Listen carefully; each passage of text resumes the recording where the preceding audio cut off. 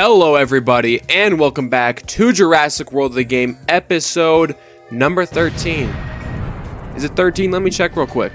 Nope, I got it wrong. Episode 14. Welcome back to episode 14, everybody. It has been a couple days here since we've had a video on the channel. I hope you guys had a good Halloween or whatever you celebrate on that day, or maybe you don't do anything. Even so, I hope you had a great day. But we're going to have an even better day because there's a lot going on in game right now. So tons and tons of stuff are about to come to the game here. I think the biggest thing you can see here is a heroic smoothie. Now, smoothie is obviously out in the season pass, but we do not have a way to get heroic shards for him. So that'll be coming in here in about 2.5 weeks. And then let's see here, coming up in the events tab, we actually are going to have the SDNA quest for Quetzal Jar. I think it's Tappy Jara DNA, and you'll be able to earn up to 6,000 of that to then unlock Quetzal Jar. That's if you have Terra Quetzal already level 40. I think the requirements for Terra Quetzal are Pteranodon Gen 2 and Quetzalcoatlus. So not too hard creatures to get, but definitely Pteranodon Gen 2 could be a tournament, honestly. I don't know if Quetzalcoatlus is a battle stage or not, but I'm pretty sure it is. So that one's not too bad, but hopefully we're looking for a Pteranodon Gen 2 tournament, and if we get that, then who knows, maybe I'll have to look into getting the Terra Quetzal. So we will look at that. But last major thing here is going to be the new class of Titans. It is now Adestus, which is the best non-hybrid surface creature in the game with 3,800 health and 970 attack. So that is pretty darn good. That's better than any land tournament creature for sure. That is what we will be working towards over the course of the next month. And I think it's very interesting that they chose Adestus for the Clash of Titans because we just recently had Adestus as a tournament. And not only was it a tournament, it was actually a 2,400 point tournament. So it was a super hard requirement to win, and now you can just unlock it for literally almost no effort. So kind of a slap in the face to those who did the tournament, but those who didn't, like me, well, we're having a great time. That is all pretty much the new stuff. I know there's supposed to be a new Gyrosphere tour coming to the game, but I think it got delayed. Not sure why, but if you go to your inbox here, you should have something to claim about 10,000 amber. So, you know, if amber is important to you, then I would hop on that, because actually in the news tab as well, Rodriguez Solitaire is coming to the amber market. So I believe that makes for 2 flocks that you'll be able to buy with amber in the amber market now. So that's pretty cool. I assume it'll come out once this rotation of creatures is done. So definitely keep your eye out for that. Any flock is good, doesn't matter what it is, so keep your eye out for that. Today's big mission is going to be doing some events and finally completing the TROODON Collector's Exchange. Now, I've been slowly but surely working towards this, not putting too much mind or anything to it, just slowly fusing the creatures up here, and now we are finally towards our last thing that we need to fuse here. So we'll just check on this Tabby Jalosaurus, and we actually got it, and I think that'll complete a mission here. So that is super cool. And yep, there's that mission complete. Give me that 69,000 XP and skip all of the dialogue. Who cares about dialogue? And that's another mission complete. So we're just rolling at level 75. And actually, something really good here. We unlock Sonorasaurus, so we can make Sarazinosaurus now, which is, I think, honestly, one of the coolest looking carnivores in the game. So maybe we'll do that soon, right? So, and we get a mystery pack here for leveling up. A little bit of everything, and a Diplocaulus, good for some DNA. And we're gonna decline. No, I would get out of my face. We're just gonna complete every mission in the game, guys. Slowly but surely. Okay, finally, something that we can't do. We have to hatch a legendary amphibian, which is still not hard. So, we can do that. But here is our awesome level 31 Tapejalosaurus. Now, he gets kind of a bigger crest and some spikes on the back here. So that's honestly a little bit of a subtle change, but still a very cool one. So we are going to claim that last fact here and get about 600 DNA and $100. So, let's see what its facts are. The Tapejalosaurus is a hybrid of the fruit-eating pterosaur Tapejara and the carnivorous Monolophosaurus. So that's what you need to make this thing. And the two strong legs of the Tapejalosaurus make it one of the best dinosaurs at snatching prey from the air. Very cool. And although it has sharp teeth, the Tapejalosaurus is actually an omnivore, eating both fruit and meat. And for the last fact here, as Tapejalosaurus grows, so do their impressive fringes. They use them mostly to intimidate each other. So that is pretty darn cool. And honestly, we'll get it to level 40. Only costs us a little bit of SDNA, or not SDNA, sorry, food, like $1 million or so. And I think this will be one of the top things. It might be the best thing in the lineup, so we'll have to check. But we do unfortunately need about 1,400 more Euphocephalus DNA. So we're going to have to start working towards that to get a lot better pterosaurs. So here, we'll check the lineup real quick. And it is the second best thing. It's just barely behind Monostegatops. So I think once it becomes a super hybrid, it'll probably get above it. That's what I would say. But that is super good because we also have a Sucopteryps at level 21, just waiting to get to level 30. So we'll level that one up real quick. That definitely took a bigger chunk of food, I will say, but we really need more pterosaurs here, and this will kind of help with that coverage. So yeah, lineup's looking just a little bit better.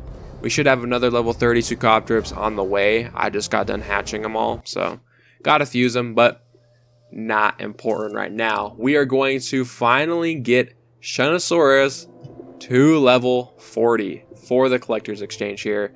First time I've ever had it at level 40. I actually had a level 30. I sold them all. Sold it for DNA.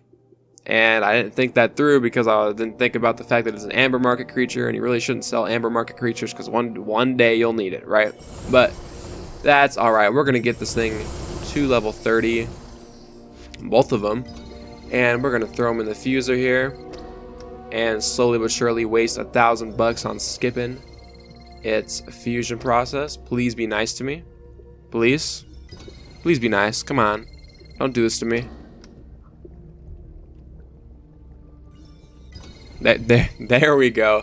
So we at least didn't go below $19,000, and there is Shunosaurus. You cannot even see it. Awesome. Wow.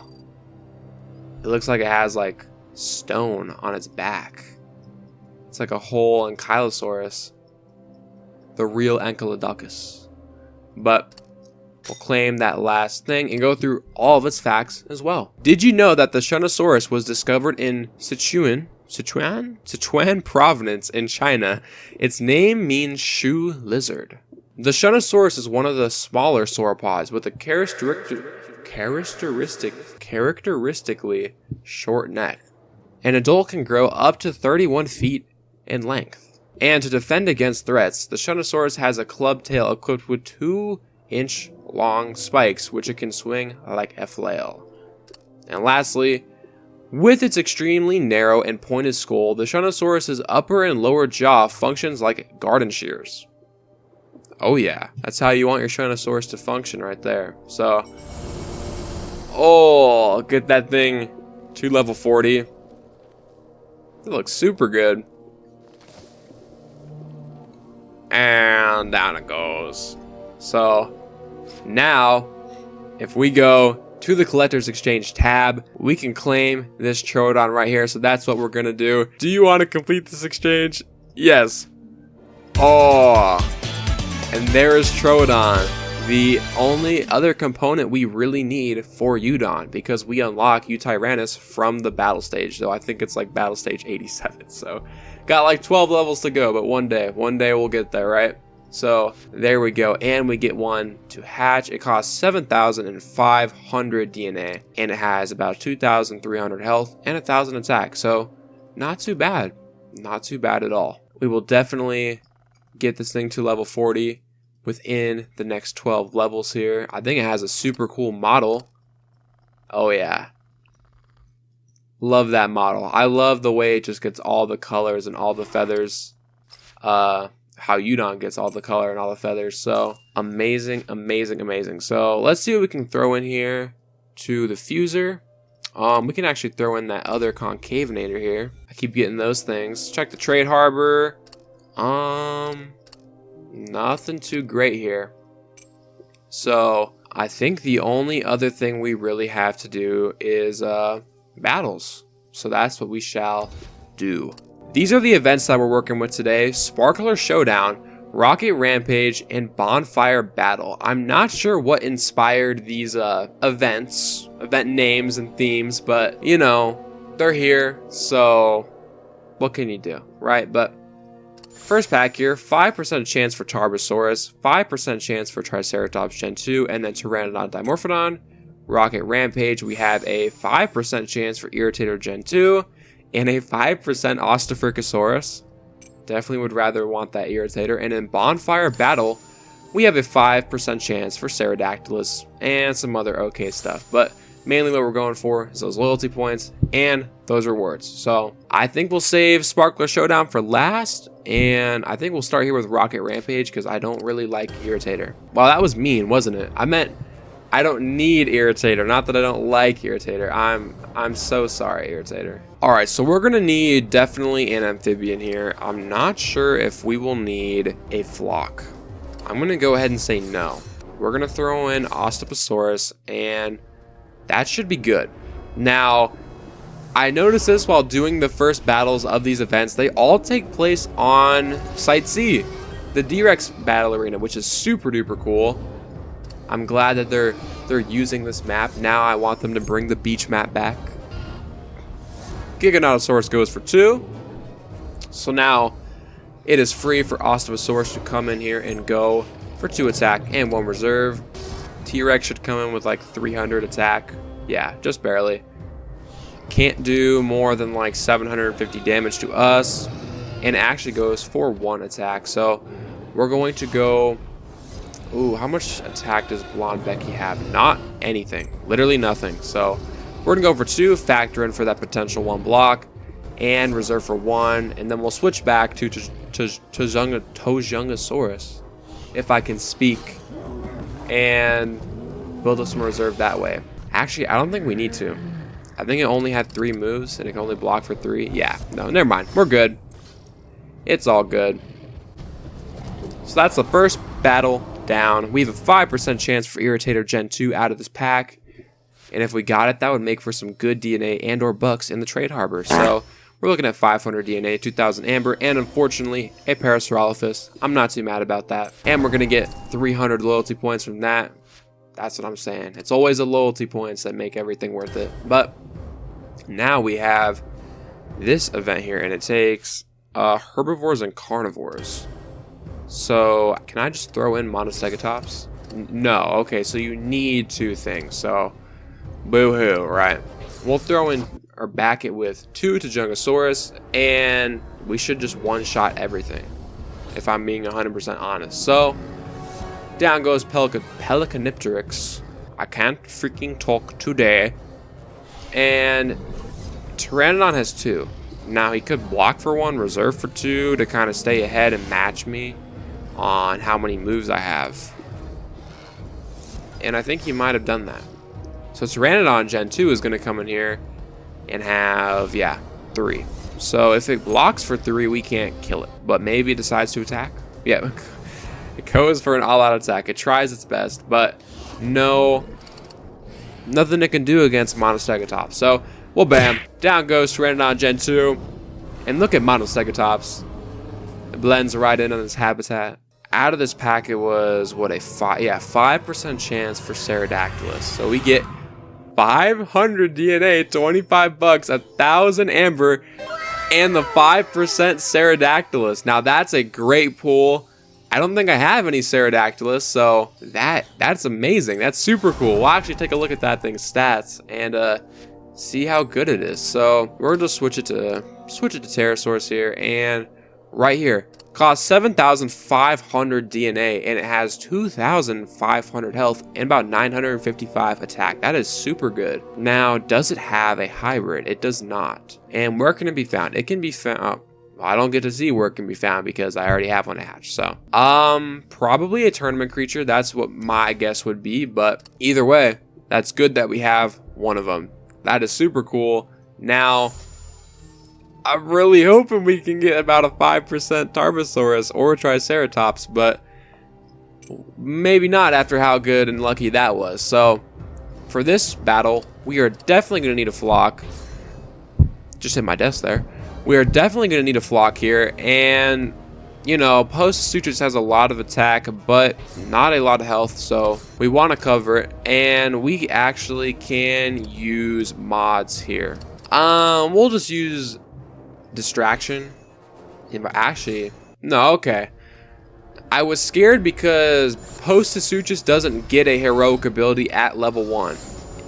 Once you get to level 2, then you can have a heroic ability. But because it's a heroic, you can't use mods on it. So if the battle requires you to have 3 mods, you can't do it with Postosuchus. So that's good. I definitely got worried for a second that I wouldn't have any good creatures here to use against this team, because these are pretty strong carnivores here. We're looking at a level 673 Guanlong. You know, gotta bring out all the stops you can, right? So Delta goes for an all-out 4. So that leaves it wide open for us to switch into Postosuchus here and wipe it with 2 hits. Now, we'll go for 4 block and 1 reserve here and just kind of keep switching in and out with Postosuchus.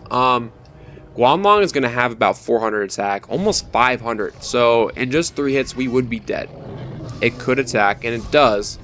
So I would say it has 2 block because we have a type advantage against it.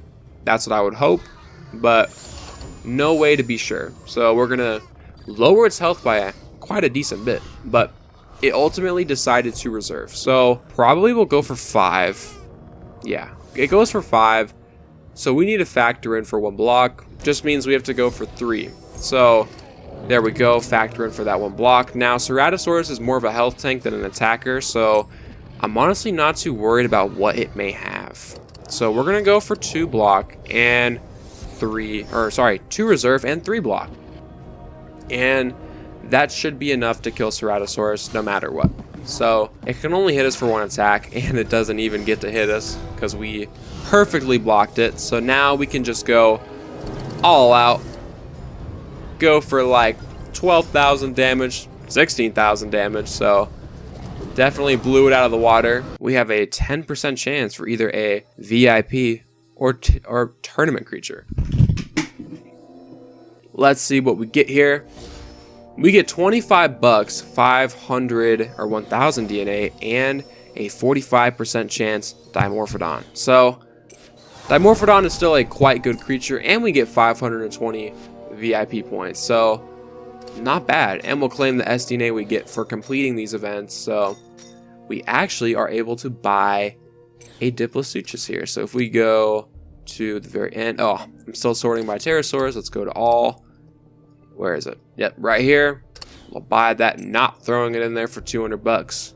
But that is another Diplodocus ready. We have 5 currently, so this will make 6. We only need 2 more, and then I can start collecting SDNA for something else. I could choose Indoraptor or Velociraptor DNA, but it would be a long time before I can use it, though when I would be able to use it, it would greatly benefit me. But I think what's going to happen is I'm going to switch my Code 19s to Euphocephalus DNA, and then I'll throw Monolophosaurus DNA on the missions page, so I can get a couple of level 10 Tapigalocephalus. Now, let's see how good Tapigalocephalus actually is. It is ranked higher than Monostegotops, and it has, at level 10, 3,000 health and 900 attack. So super, super good. If I can get an army of those things, we would be set. But I think that's going to cover everything we have to do today, guys. I hope you enjoyed the video, and we should be back here on Friday for the Sonorasaurus tournament. That's going to be super cool. We can only use herbivores, so it's going to be interesting to see how that plays out. So I'll meet you guys back here on Friday. Bye-bye.